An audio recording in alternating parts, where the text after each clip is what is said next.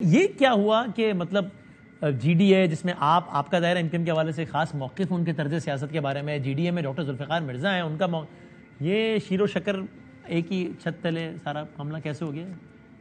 बादामी साहब, जीडीए का एक मरकजी इजलास 22 जुलाई को कराची में बुलाया गया था। सही है। उसमें मैं शिरकत नहीं कर पाया।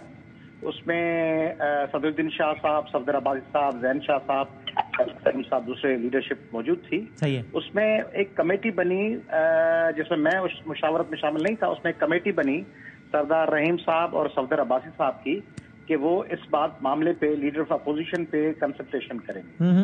होना ये चाहिए था कि उसके बाद वो रिकमेंडेशन जो थी वो तमाम मेंबर पार्टीज के पास आती। जीडीए अभी हाल ही में दोबारा इलेक्शन कमीशन के पास दोबारा, जैसे हर इलेक्शन के लिए रजिस्टर होना पड़ता हुआ है, उसमें 5 कंपोनेंट पार्टीज हैं, पाकिस्तान मुस्लिम लीग फंक्शनल और Qaumi Awami Tehreek, People's Party Workers, National People's Party, SUP.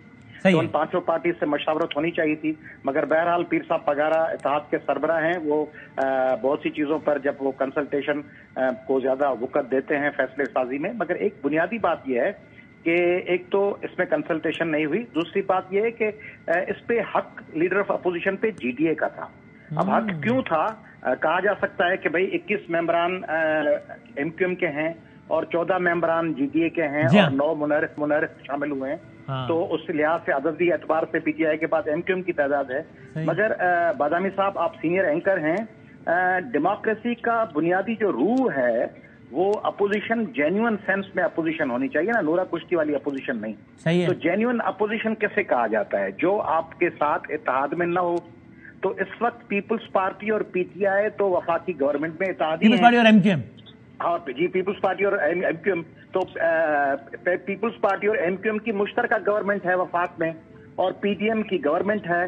तो फिर सिंध में अगर एमक्यूएम और पीपल्स पार्टी कंसल्ट करके आइंदा निगरान सेटअप लाएंगी तो ये तो फिर जेन्युइन अपोजिशन हुई ही नहीं।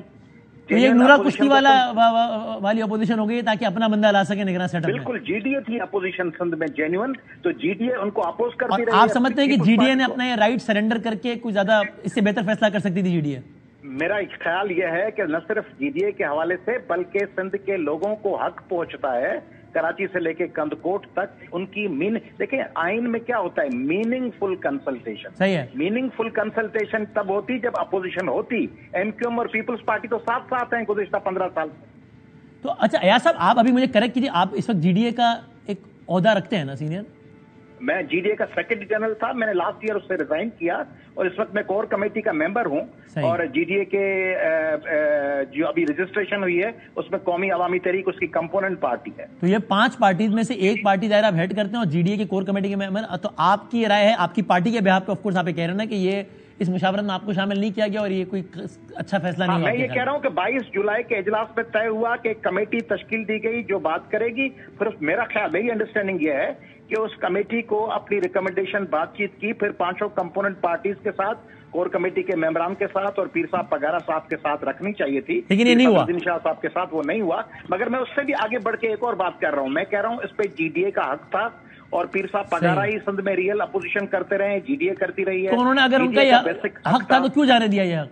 हाँ, मैं इस पे मुझे हैरत है कि पीपल्स पार्टी और एमक्यूएम तो साथ साथ हैं, यानी वो तो अपनी मर्जी का पूरा निगरान सेटअप लाएंगे। तो होगा ये कि 2013 और 2018 की इलेक्शन की तरह निगरान सेटअप इस किस्म का आ जाएगा जो पीपल्स पार्टी के मफादात की तर्जुमानी करेगा और सिंध में अनबायस और इम्पार्शियल इलेक्शन हो ही नहीं पाएंगे।